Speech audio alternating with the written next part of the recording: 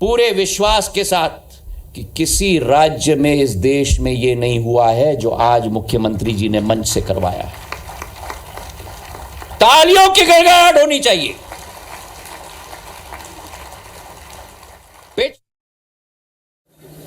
हमारे यशस्वी मंत्री और जिन्होंने अभी विस्तार से भूख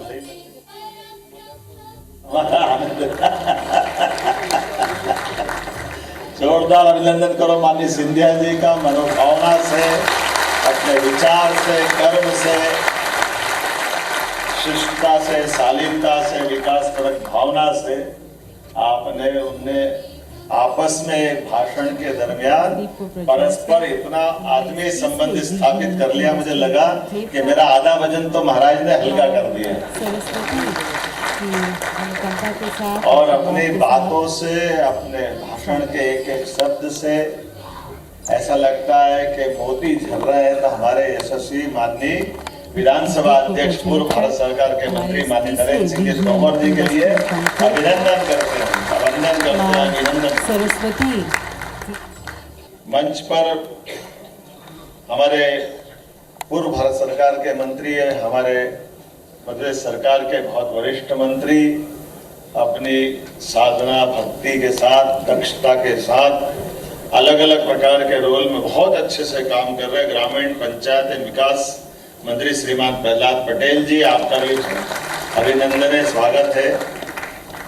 यहाँ के प्रभारी मंत्री श्रीमान तुलसी सिलावट जी, आपका भी अभिनंदन है। रामनिवास रावत जी, वन एवं पर्यावरण मंत्री श्योपुर के हमारे बहुत ऊर्जावान नेता हैं, आपका स्वागत है। ऐदल सिंह कंसाना, दूध डेयरी के संबंध में भी भविष्य में फूड इंडस्ट्री में बड़ी संभावना है, आपका भी कृषि मंत्री के नाते से स्वागत है। दोनों तरह से आपका काम देखना चाह रहे हैं। ऐदल सिंह कंसाना जी एग्रीकल्चर इंडस्ट्रियों के लिए बड़ा अच्छा काम और भविष्य की अच्छी पॉलिसी लेकर आ रहे हैं। माननीय नारायण सिंह कुशवाहा जी, माननीय प्रद्युम्न सिंह तोमर जी, इंडस्ट्री मिनिस्टर, हमारी इंडस्ट्रियों की सफलता इसीलिए कि बिजली हम बहुत अच्छे से पर्याप्त मात्रा में दे रहे हैं, आपका भी अभिनंदन है। नवीन और नवकरणीय ऊर्जा में भी मध्य प्रदेश का स्थान बहुत उच्च बना है। हमारे शुक्ला जी, आपका भी वंदन अभिनंदन। और चैतन्य काश्यप जी ने छोटे से में अपनी बात कह दी है, लेकिन चेतना का संचार कर दिया।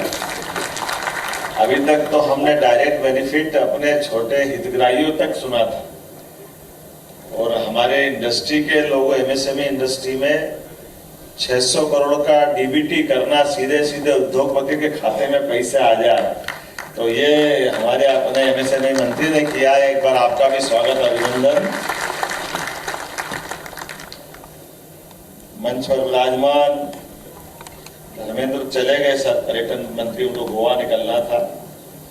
इस अवसर पर दिलीप जायसवाल जी, भारत सिंह कुशवाहा जी, यशस्वी सांसद हमारे मंच पर विराजमान है, आपका भी स्वागत है, वंदन है।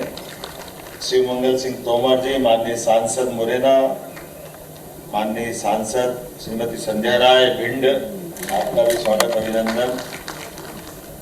और करण अडानी जी, आपने गजब का निशाना लगाया, आपका भी अभिनंदन, स्वागत हमारे लिए। आपका तीर निकल के शिवपुरी से गुना घूम के वापस लौट के आया, हम उम्मीद करेंगे पूरे प्रदेश में घूमता रहे, आपका भी अभिनंदन। और विवेक तनेजा जी ने, विवेक जी का भी अभिनंदन। रिलायंस इंडस्ट्री की तरफ से आप हमारे बीच में आए हैं, वाइस प्रेसिडेंट है। और आपने एक और बात कही कि भिंड के और ग्वालियर के पास के जो बीहड़ है, उस बीहड़ में बड़ी संभावना है। मैं आपकी उस दृष्टि के लिए भी आपका अभिनंदन करता हूं, स्वागत करता हूं। बीहड़ के लिए तो ऐसा प्रसिद्ध रहता था, लेकिन देखो विनम्रता ग्वालियर कभी छोड़ता नहीं। मैं एक उदाहरण देता हूं। अभी किसी की, हमारी आपसे मान लो झगड़ा भी हो रहा है, और हमारा बंदूक अगर कंधे पे लेके आ रहा है, और मान लो सामने पंडित जी है, तो क्या पंडित जी पांव लागू और बंदूक दाम से विनम्रता कायम है, उसका अपना काम भी कर। ये हमारी अपनी अच्छाई भी है, सरलता भी है, सच्चाई भी है। ये हमारा भिंड है, ग्वालियर है, मुरैना है। इसकी अपनी एक अलग पहचान भी है। वैसे तो ये गालो ऋषि की तपोभूमि है। हमारे ऋषि गालो बहुत बड़ा नाम, जिनके नाम पर ये पावन तपोभूमि ग्वालियर उनके नाम के नाते से जानी जाती है। संगीत का बहुत बड़ा नाम तानसेन, जिनने अपने विधा से मेघ को प्रसन्न कर लिया, मेघ मल्लार गा करके।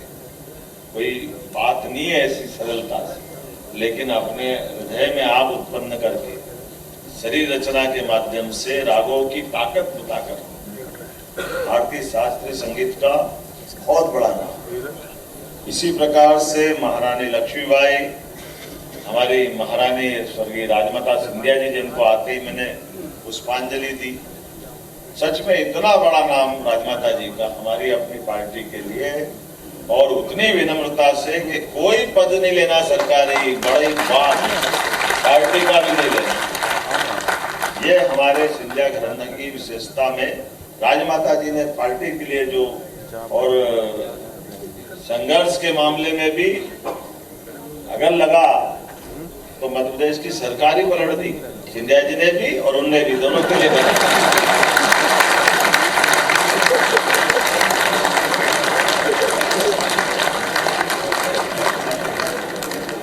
लेकिन ये विशेष बात चढ़ गई तूल पे तो फिर हो गया जो होना है।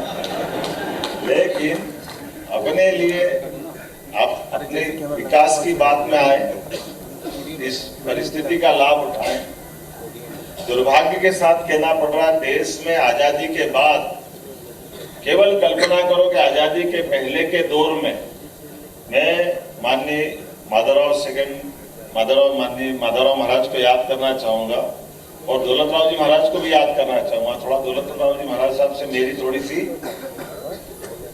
विनम्रता के साथ, हम थोड़ा सा उज्जैन वाले, जब सिंधिया जी की राजधानी उज्जैन थी तो अलग ज्यादा प्रेम था। महाराज यहाँ ग्वालियर राजधानी ले आए थे कुछ रियासत काल में, लेकिन वहां तो उज्जैन था, पर राजधानी यहाँ ला करके भी उन्होंने एक तरह से वापस सबको ग्वालियर को पुनर्स्थापित किया था उस दौर में।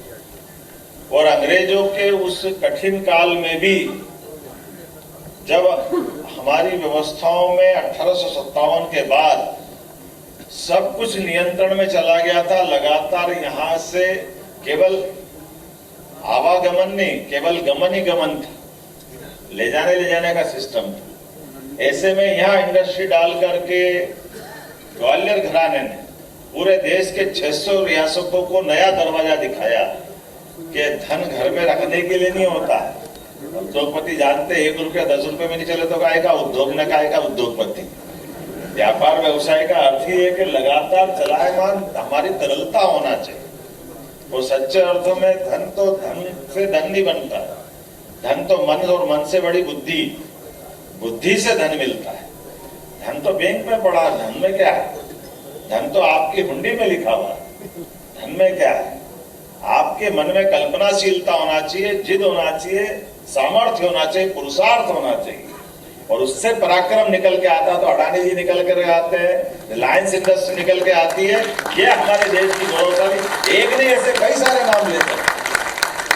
काल के प्रभाव में जब हमारी सेना सामर्थ्यशाली होकर के बॉर्डर की सुरक्षा करती है, तो बॉर्डर की सुरक्षा वो इसलिए नहीं करती है कि अपनी जान की बाजी लगा करके वो खाली अपने इस देश को देखते रहे।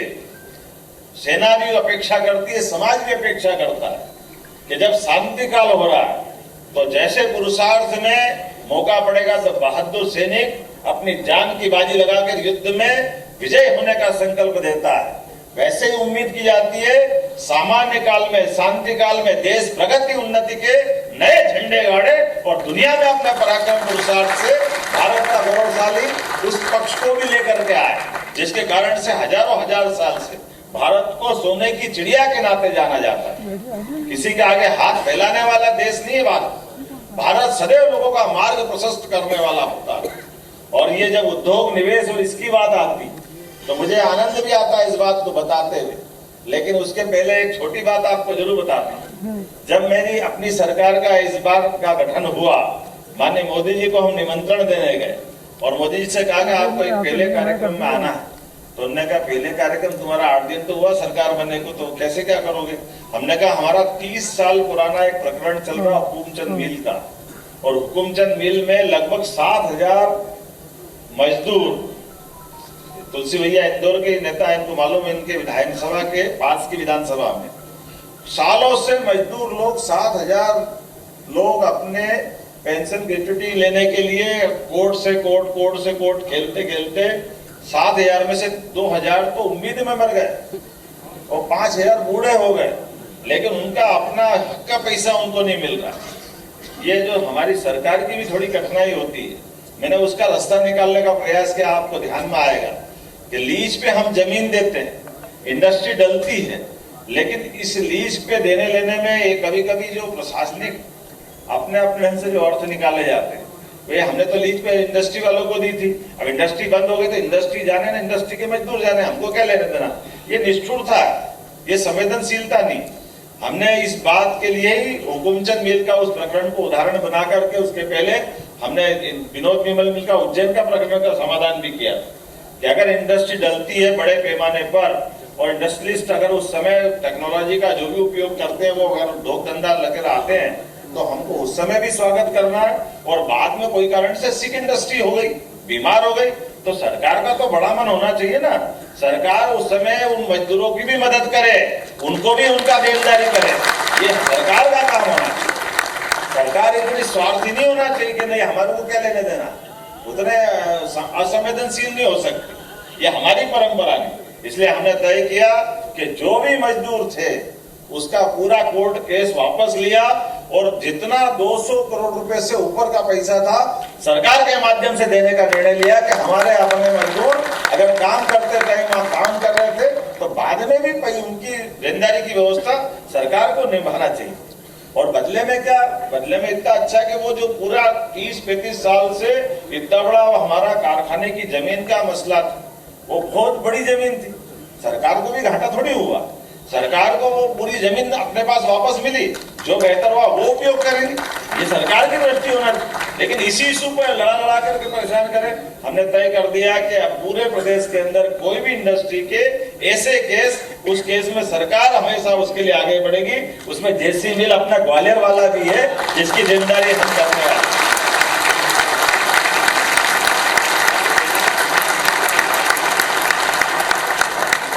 और ये मैंने पहले कहा कि हमारी परंपरा है, उद्योगपतियों को जैसे मैंने कहा कि सीमा का जवान और यहाँ का उद्योगपति का जवान दोनों बराबर है। यह हमारी आज की परंपरा नहीं, ये विक्रमादित्य काल की परंपरा है। विक्रमादित्य काल में शासन व्यवस्था के साथ सुशासन करने में जैसे विदेशियों को बाहर किया था, तो विक्रमादित्य ने एक बहुत बड़ा यज्ञ करा। और यज्ञ करने में आपको ध्यान होगा हमारे यहाँ सन की शुरुआत कैसे होती है, ये विक्रम संवत की शुरुआत कैसे होती है। ये सामर्थ्यशाली परंपरा भारतीय परंपरा है। मैं केवल छोटे से आपके ध्यान आकर्षित कराना चाहूंगा। उन्होंने ये हमारी पद्धति है कि किसी के जन्म मृत्यु से सन चालू नहीं होता है। हमारा 2024 ईसा मसीह के जन्म से चालू होता है, हिजरी संवत किसी के शरीर छोड़ने से चालू होता है, लेकिन हमारा विक्रम संवत इस प्रकार से चालू होता है कि जिस दिन सुशासन की स्थापना करना है उस दिन हमारे पूरे भूभाग में किसी पे कोई कर्जा नहीं होना चाहिए। इसलिए कर्जा देने वाला लेने वाला सब आ जाए। ये विक्रमादित्य ने काल किया। और ऐसा कहते हैं विक्रमादित्य का शासन काल तो रोम तक था, बहुत बड़े पैमाने में। सारे लोगों को बुलवाया, उनसे कहा कि आपकी सारी लिखा पढ़ी, सारे बहीखाते ले आओ। और सब लोगों को जितना भी जिसका कर्जा था सारा चुकाया सरकार के कोष से कि ये सारा पैसा आप ले जाओ। तो हमारा जो उपभोक्ता है या हमारा जो गरीब आदमी जिसने कर्जा लिया वो कर्ज मुक्त हो गया।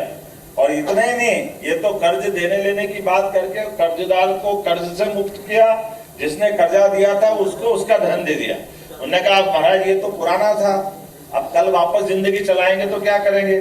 तो उन्होंने कहा कोई बात नहीं, इतना ही धन और भी ले जाओ कि आपके पास भविष्य में भी कर्जा नहीं रहे। ये सरकार की मनोभावना होती है, इस आधार पर हमारा संवत प्रारंभ होता है। आप कल्पना कर सकते कितना धन होगा उस समय कि जो पूरे भूभाग के सारे लोगों का कर्जा मुक्त करा दे। कर्ज मुक्त करने का मतलब स्वाभिमान से काम करने के लिए सरकार की वो शुद्ध भावना जिसमें मदद का भाव छिपा हुआ है। पैसे के लिए कोई नहीं आता किसी के पास हाथ फैलाने के लिए, लेकिन उद्यमशीलता के लिए अनुकूलता तो चाहिए ही चाहिए। उद्यमशीलता बिना अनुकूलता के नहीं हो सकती। मैंने भले अभी मजाक में बात कही होगी कि नागपुर के उद्योगपति विनम्रता से बात कर रहे हैं, ये जरूर चाहिए कि भाई ठीक है शिष्टता से बात करते रहो, लेकिन अगर हमको इंडस्ट्री लगाना है और इंडस्ट्री से लोगों को रोजगार मिल रहा है तो रोजगार में हमारी सरकार की भावना तो इसी प्रकार की चाहिए। तो मुझे तो इस बात का आनंद भी है। और माननीय मोदी जी ने पहले गुजरात में जोरदार अभिनंदन करो माननीय मोदी जी का, जिन्हें गुजरात को कहां से कहां पहुंचा दिया उनके शासनकाल। आज गुजरात ने पूरे देश और दुनिया में अपनी एक धाक और साख बना दी। ये हमें इस बात के लिए आनंद है। और वैसे तो गुजरात का मुझे एक और भी आनंद है, हमारे भगवान कृष्ण ने कंस को मार के बहुत बड़ा पराक्रम किया था यूपी में, पर भगवान कृष्ण का पूरा जीवन एक तरफ, जब तक वो गुजरात नहीं गए द्वारकाधीश नहीं बने, उनका चित्र नहीं निकल के आया सबके सामने। वो द्वारकाधीश को श्री समृद्धि देने वाला स्थान गुजरात, ये हमारा सौभाग्य भी है। भगवान का अपना जीवन काल हमारे सामने है। लेकिन मैं तो ये मान के चलता हूँ पूरा देश राम और कृष्ण का देश है। इनसे हम अपनी दुनिया के अंदर ऐसी अच्छाई और सच्चाई सीखे जिसमें राम राज्य के माध्यम से सुशासन की स्थापना हो और देश समृद्ध बने, आगे बढ़े। और सभी प्रकार की ऐसी जो रीजनल कॉन्क्लेव करने के पीछे हमारा मनोभाव है, वो मनोभाव ये है कि प्रदेश इतना बड़ा विशाल भौगोलिक दृष्टि से, तो इस प्रकार की कॉन्क्लेव करते मुझे लगता है कई बार कई सारे मित्रों को मैंने करंट से ही पूछा था, आप माननीय अडानी जी से, तो उन्होंने कहा मैं भी पहली बार आया हूँ। हमने कहा पहली बार आके देखे तो सही कि जहां हम नया कोई प्रकल्प खड़ा करना चाहते हैं वो क्षेत्र कौन सा, वहां आकर के देखे, मिले जुले और ऐसी बाकी चीजों से समझ में आएगा। कल मैं बीते दिन आचारपुरा भोपाल में एक नई इंडस्ट्री प्रारंभ करा के आया। जर्मन से एक उद्योगपति हमारे बीच में आए, भारतीय उद्योगपति जो उनके साथ पार्टनर बने, वो कलकत्ता के, बंगाल के रहने वाले। और उन्होंने कहा कि हमने शुरुआत ये जो बच्चों के थोड़ा जैसे चाइना पर निर्भरता जो डायपर बनता है उसके अंदर का मटेरियल बनाने की इंडस्ट्री उन्हें डालने का प्लान है। और जब मैं खुद वहां उनके उद्घाटन वो भूमि पूजन में उपस्थित था तो उन्होंने कहा मैं 125 करोड़ का सोच के आया था, लेकिन मुझे लगा इतनी अनुकूलता तब 1000 करोड़ तक इसको ले जाएंगे। उन्होंने वही घोषणा, उन्होंने कहा हमारा क्या जा रहा भाई, और छोटी जो चीजें चाहिए वो लोकल लेवल पे उसका समर्थन करने के लिए सरकार के माध्यम से वो अनुकूलता जरूर देना चाहिए। वहाँ के लोगों ने कहा थाना खोल दो, तो हमने कहा बिल्कुल खोल देंगे। हमको मालूम है थाना नहीं खोला, अंग्रेजों ने अपने थाने खोल लिए तो हमको तकलीफ दे दी थी पहले इतिहास में। उन्होंने अपनी फौज बना ली और आए थे व्यापार करने और देश को गुलाम बना गए। तो सरकार की सजगता भी चाहिए, हमारी जहाँ जरूरत है उसका इस्तेमाल भी करते आना चाहिए। आज मुझे बताया गया कि यहाँ औद्योगिक क्षेत्र सीतापुर में भी पुलिस चौकी की जरूरत है, तो मैं यही से खोलने की घोषणा करता हूँ। आपके यहाँ मुरैना जिला में सीतापुर में पुलिस चौकी खोलने की घोषणा करता हूँ। एक औद्योगिक क्षेत्र बामोर जिला मुरैना में फायर स्टेशन की बात कही है, निश्चित रूप से ये फायर स्टेशन खोलने की यहीं से घोषणा करता हूँ। MPIDC का क्षेत्रीय कार्यालय ग्वालियर में 4 नए औद्योगिक पार्क बनाए जाएंगे। मोहना जिला ग्वालियर में 210 हेक्टेयर का, मुरावल जिला शिवपुरी में 30.64 हेक्टेयर का, चैनपुरा जिला गुना में 334 हेक्टेयर का, मवई जिला मुरैना में। ताली वाली बजाओ तो महाराष्ट्र के लोगों ने बजाओ।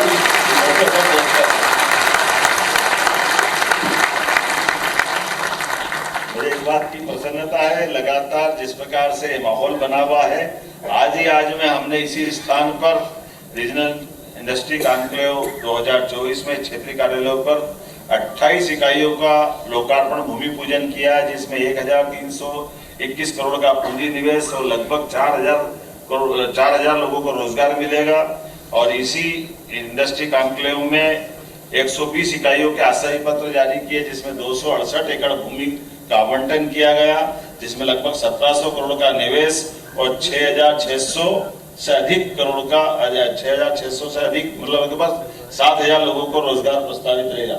रानी जी आपका कितना वाला निवेश है इसमें है?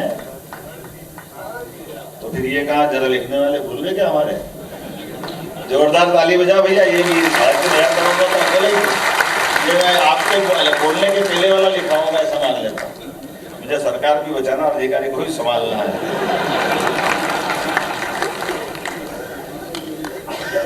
एमएसएमई की लगभग 19 इकाइयों के लोकार्पण भूमि पूजन का 265 करोड़ से अधिक का निवेश भी किया, जिसमें लगभग 1000 से अधिक लोगों को रोजगार मिलेगा।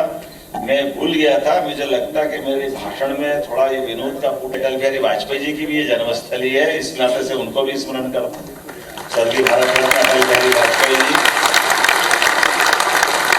एक ऐसे अद्वितीय वक्ता, नेतृत्व करता और लोकतंत्र को सच्चे अर्थों में जीने वाले, जिनके कारण से देश ने दुनिया में भारत का मान बढ़ा। मैं उनको विनम्रता से स्मरण करते हुए इस पूरे आयोजन के लिए, सफल आयोजन की बधाई देता हूं। बहुत बहुत धन्यवाद।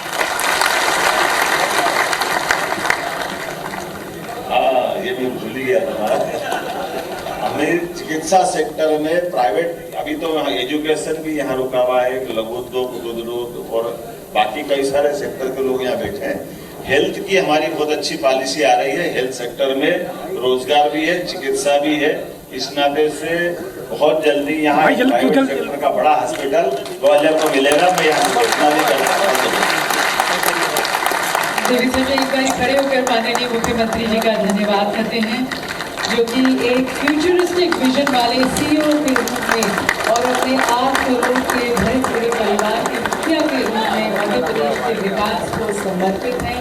और जैसे कि मुखिया जी ने कहा, ग्वालियर के पुराने वैभव को, विकास को पुनः जागृत करते हुए हमारे माननीय मुख्यमंत्री जी को बहुत धन्यवाद। और इस कार्यक्रम की समाप्ति पर मैं अध्यक्ष CII मध्य प्रदेश श्री आशीष वैश्य जी को धन्यवाद प्रस्ताव करती हूं। मध्य प्रदेश में विकास की नई गाथा लिखने वाले हमारे आदरणीय